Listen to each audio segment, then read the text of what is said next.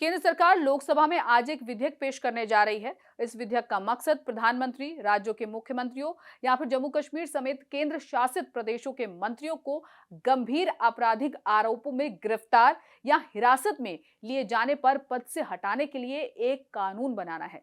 इस विधेयक की बात सामने आते ही विपक्ष ने विवाद करना शुरू कर दिया।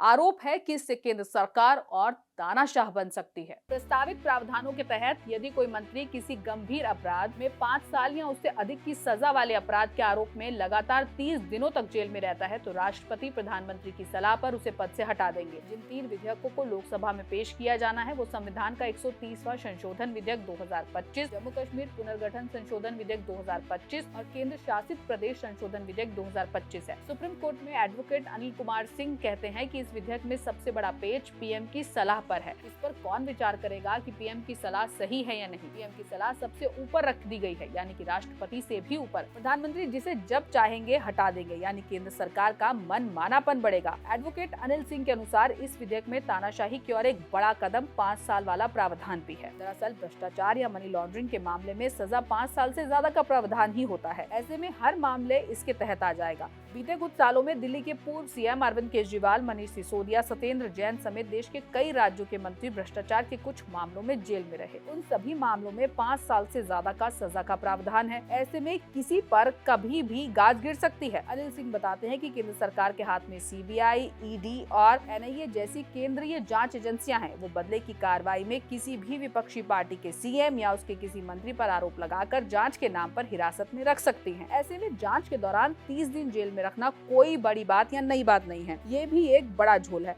यदि प्रधानमंत्री सलाह नहीं देते हैं तो मंत्री 31वें दिन खुद ही पद से हट जाएंगे। यदि प्रधानमंत्री स्वयं ऐसे आरोपों में 30 दिनों तक जेल में रहते हैं तो उन्हें 31वें दिन तक इस्तीफा देना होगा, अन्यथा उनका पद खुद ही खत्म हो जाएगा। इसी तरह यदि कोई राज्य मंत्री 30 दिनों तक जेल में रहता है तो राज्यपाल उन्हें मुख्यमंत्री की सलाह पर पद से हटा देंगे। यदि सलाह नहीं भी दी जाती तो मंत्री का पद 31वें दिन खुद खत्म हो जाएगा। यदि मुख्यमंत्री स्वयं 30 दिनों तक जेल में रहते हैं तो 31वें दिन तक इस्तीफा देना होगा, नहीं तो उनका पद भी खत्म हो जाएगा।